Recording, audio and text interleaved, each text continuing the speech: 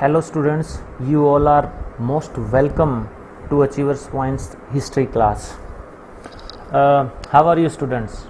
I hope you all are fit and fine and may God bless you all. Today we are going to start our history's theme 9, Kings and Chronicles. It is the last chapter in second unit, you can say themes in history, Indian history part 2's last chapter. So students, before starting this video or this class, I want to request you all that please subscribe my channel, and the students who have already subscribed, please press the bell icon so that they will get instant notification whenever I upload any video on the channel in the future, and instantly they can see and clear their doubts, etc. So students, let's begin our today's class. In this chapter we will study about the Mughal dynasty and its all other aspects. We can say that Kings, the title is Kings and Chronicles. Chronicles means to say that the history of a particular time in chronological order. Okay, let's begin.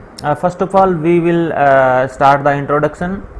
Mughal जो थे उन्होंने India के ऊपर एक लंबे समय तक, आप कह सकते हैं कि तकरीबन 3 शताब्दियों तक भारत के ऊपर शासन किया. इसलिए इस पीरियड को भारतीय इतिहास के अंदर मुगल काल के नाम से जाना जाता है. ठीक है, मुगल काल जो है उन्होंने अपने कोर्ट हिस्टोरियंस को उनकी अचीवमेंट के बारे में अकाउंट्स लिखने के लिए लगाया, अकाउंट्स लिखने का काम दिया. और ये अकाउंट्स जो है वो एम्परर के समय, जो राजा होता था उसके समय में रिकॉर्ड किए जाते थे. राइटर्स क्या करते थे, बहुत सी इंफॉर्मेशंस जो है इंडियन सब कॉन्टिनेंट के अलग अलग हिस्सों से कलेक्ट करते थे और कलेक्ट करके वो लिखते थे, जिससे वो अपने रूलर को अपने क्षेत्र के अंदर अच्छे से रूल करने में मदद कर सके. और मॉडर्न हिस्टोरियन जो आजकल हिस्ट्री जो है इंग्लिश के अंदर लिखते हैं, उन्होंने इन अकाउंट्स को क्रॉनिकल्स कहकर पुकारा है, क्योंकि ये अकाउंट्स जो है क्रोनोलॉजिकल ऑर्डर के अंदर जो है वो सूचनाएं या इंफॉर्मेशन देते हैं. क्रॉनिकल्स जो थे वो आज के समय के अंदर मुगल हिस्ट्री को पढ़ने के एक महत्वपूर्ण सोर्स के रूप में देखा जाता है. तो आइए अब इसको नेक्स्ट टॉपिक हम स्टार्ट करते हैं, the Mughals and their empire. तो ये जो नाम है मुगल, इसके पीछे भी अपनी एक पॉलिटिकल हिस्ट्री है कि ये मुगल नाम कैसे पड़ा था. ठीक है, जो टर्म, जो ये शब्द है मुगल, ये मंगोल शब्द से लिया गया है. और लेकिन ये नाम मुगल जो है वो मुगल डायनेस्टी के शासकों द्वारा अपने लिए खुद नहीं चुना गया. ठीक है, यानी उन्होंने खुद को अपना नामकरण उन्होंने खुद नहीं किया, अपने आप को उन्होंने मुगल कहना स्टार्ट नहीं किया था. ये कैसे हुआ था वो देखते हैं इस टॉपिक के अंदर. वो अपने आप को टेमोराइड्स बोलते थे, क्योंकि वो तुर्किश रूलर तैमूर के जो है वंशज थे, पैटर्नल साइड से, पिता के साइड से. ठीक है, यानी कि जैसे हमारे फादर के जो वंशज है पूर्वज है, वो हमारे पैटर्नल साइड के जो है वो कहलाएंगे, एंसेस्टर्स कहलाएंगे. ठीक है, और ये मुगल जो थे वो तैमूर के जो है डिसेंडेंट्स थे, वंशज थे, इसलिए ये अपने आप को टेमोराइड्स कहलाते थे. और बाबर जो पहला मुगल रूलर था वो चंगेज खान के परिवार से बिलोंग करता था, अपने मदर की साइड से, यानी कि वो चंगेज खान उसके नाना के परिवार के अंदर कोई रिलेटिव्स था. ठीक है, तो इस तरह से बाबर जो है एक तरफ तो चंगेज खान से बिलोंग करता था और दूसरी तरफ से वो तैमूर के वंशज थे. और 16 सेंचुरीज के अंदर जब यूरोपियन लोग यहाँ पर आए थे, यानी कि जो अंग्रेज या सबसे पहले पुर्तगाली जो यहाँ पर आए थे, वास्को डी गामा 1498 के अंदर, उसके बाद यूरोपियन लोगों ने आना शुरू कर दिया. तो यूरोपियन लोगों ने जो तैमूर का जो ये परिवार है, इसको उन्होंने मुगल कहना स्टार्ट कर दिया. और जो फेमस अपना रुडयार्ड किपलिंग की बुक है द जंगल बुक, उसका जो हीरो है मोगली, उसका नाम भी जो है इसी मुगल से लिया गया है. ठीक है, तो इस तरह से ये मुगल नाम जो है वो स्टार्ट हुआ था. उसके बाद तो मुगल नाम जो है, जो वर्ड है मुगल, वो स्टार्टिंग के अंदर यूरोपियन लोगों ने इस डायनेस्टी के लिए यूज़ करना शुरू किया था।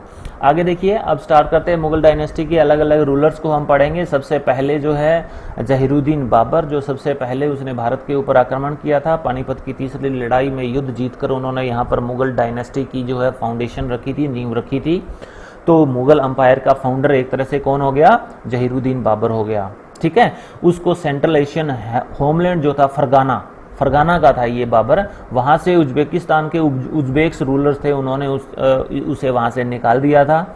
और सबसे पहले इसने अपने आप को काबुल के अंदर स्थापित किया और उसके बाद 1526 के अंदर अपने वंश, अपने क्लैन के जो रिसोर्सेज के लिए और अपने क्लैन की, अपने वंश की ज़रूरतों को पूरा करने के लिए नए एरिए और नए संसाधनों की तलाश में वो 1526 ईस्वी के अंदर भारतीय उपमहाद्वीप की तरफ आगे बढ़ा था। और इसको भारत के ऊपर हमला करने के लिए दौलत खान लोधी ने बुलाया था। और फाइनली उसने इब्राहिम लोधी को पानीपत की फर्स्ट बैटल जो हुई थी 1526 के अंदर, उसके अंदर इसने हरा दिया।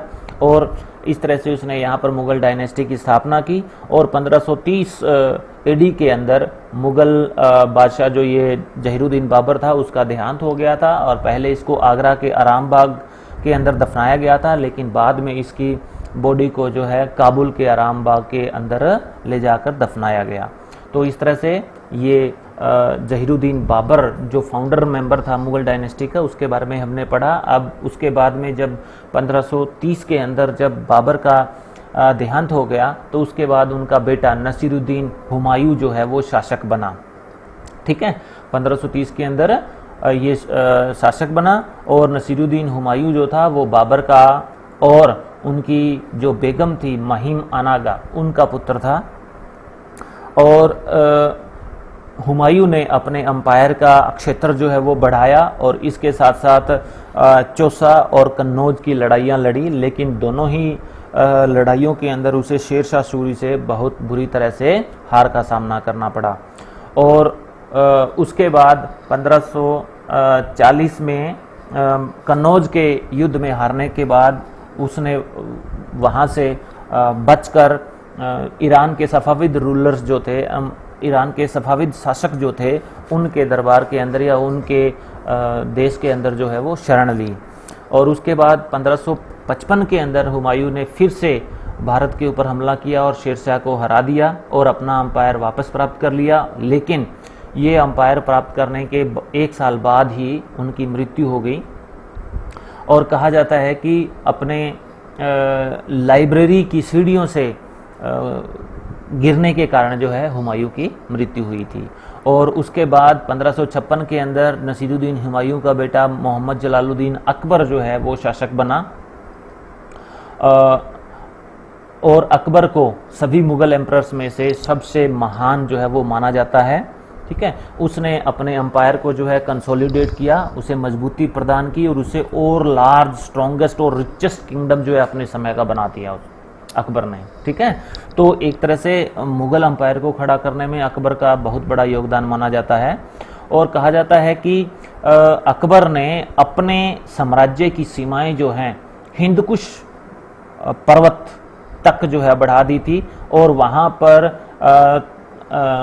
तुरान के उज्बेक रूलर्स जो थे और ईरान के सफाविद रूलर्स थे, उनको हिंदकुश माउंटेन से आगे बढ़ने से अकबर ने रोका। और इसका लार्ज अंपायर था, इसका बड़ा अंपायर जो था वो काबुल, पश्चिम के अंदर काबुल और कंधार से लेकर पूर्व के अंदर बंगाल तक और उत्तर में कश्मीर से लेकर दक्षिण के अंदर गोदावरी नदी के उत्तर दिशा तक जो है वो फैला हुआ था।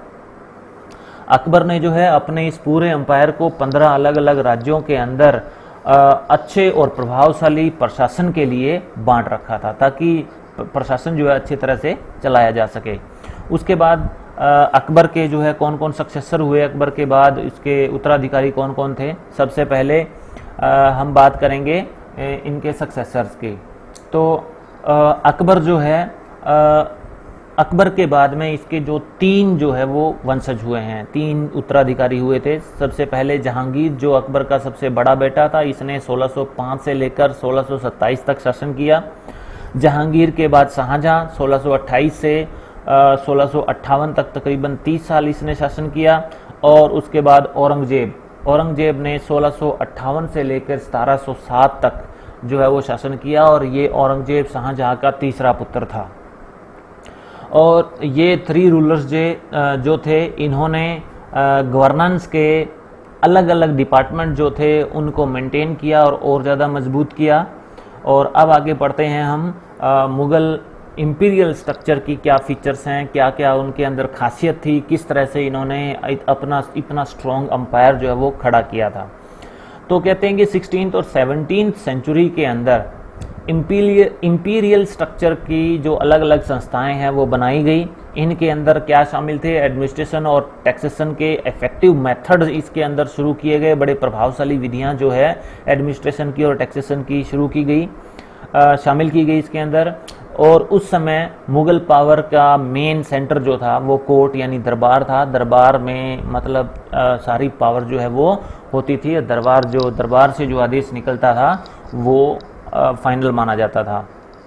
और उस समय के अंदर इस मुग़ल दरबार के अंदर अलग अलग राजनीतिक गठबंधन और अलग अलग राजनीतिक रिश्ते बनाए जाते थे, और अलग अलग लोगों के स्टेटस और हायरार्की यानी समाज के अंदर उसका क्या स्थान है वो निश्चित किए जाते थे।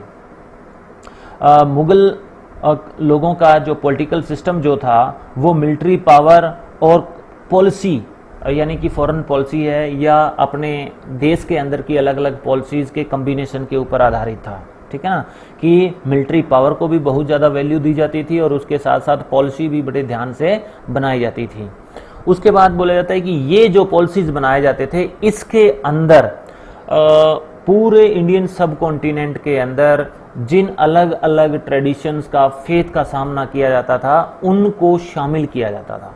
ठीक है, यानी कि इंडियन सब कॉन्टिनेंट के अंदर जितने ही अलग अलग ट्रेडिशंस थे उन सब को इन पॉलिसीज के अंदर शामिल किया जाता था। किसी को भी ऐसी पॉलिसी नहीं बनाई जाती थी ताकि कोई भी ट्रेडिशन इन पॉलिसी से बाहर रहे। ठीक है, उसके बाद मुगल रूलर्स ने जो है ये क्रॉनिकल्स बनाने क्यों शुरू किए थे, क्या कारण थे इनके, ठीक है, वो पढ़ते हैं। तो द क्रॉनिकल्स जो मुगल पीरियड के अंदर लिखे गए थे ये मुगल अंपायर को समझने का एक सबसे महत्वपूर्ण स्रोत है। ठीक है, ये जो है वो लिखे जाते थे, किस लिए लिखे जाते थे, जो एनलाइटन किंगडम जो था इनका, ठीक है, उनके विजन को कन्वे करने के लिए। ठीक है ना, कि मुगल शासन के अम्ब्रेला के अंदर यानी मुगल शासन के अंडर जितने भी लोग आते थे उन तक एनलाइटन किंगडम का विजन शो करने के लिए कि ये जो किंगडम है ये इनको जो है ऊपर भगवान से या अल्लाह से शासन करने का जो है वो मिला है आदेश। नेक्स्ट क्यों किया जाता था, ये नेक्स्ट रीजन है इसका, to convey those who registered the rule of Mughals that all resistance was destined to fail. इसके साथ साथ उन लोगों तक ये मैसेज कन्वे करने के लिए जो मुगल शासक के विरुद्ध विद्रोह करना चाहते थे, उनको ये बताने के लिए कि जितना भी रेजिस्टेंस, जो भी विरोध मुगल शासन के अंदर होता है वो फेल होने के लिए ही होता है, यानी कि उनके सक्सेस चांसेस जो है वो बहुत कम होते हैं। ठीक है, इसके साथ साथ अपने आने वाले जनरेशन्स के लिए, पोस्टेरिटी यानी नेक्स्ट जनरेशन्स के लिए भी अपने रूल का एक रिकॉर्ड ये मेंटेन करना चाहते थे ताकि उन तक ये मैसेज पहुंचे कि हमारे पूर्वज जो है इस तरह से शासन करते थे, ये सुनिश्चित करने के लिए। उसके बाद बोलते हैं कि जो क्रॉनिकल्स के जो राइटर्स होते थे वो मुगल अंपायर के दरबारी इतिहासकार होते थे, कोर्ट हिस्टोरियंस होते थे, और वे क्रॉनिकल्स जो है मुगल रूलर के पैट्रोनेज के अंदर लिखते थे, यानी मुगल रूलर के देखरेख के अंदर लिखते थे। और हिस्ट्री जो उनके द्वारा लिखी जाती थी वो जो है खास करके इन इतिहासकारों के द्वारा जो हिस्ट्री लिखी जाती थी उनके अंदर शासक, उसके परिवार, उसके दरबार, उसका जो सामाजिक उच्च वर्ग है, उसने जो युद्ध लड़े, उसका एडमिनिस्ट्रेटिव सिस्टम क्या था, इन सब की जानकारी इन क्रॉनिकल्स के अंदर मिलती है। और क्रॉनिकल्स के जो टाइटल है जैसे अकबरनामा है, शाहजहांनामा है, आलमगीरनामा है, ये सारे टाइटल रखे गए थे।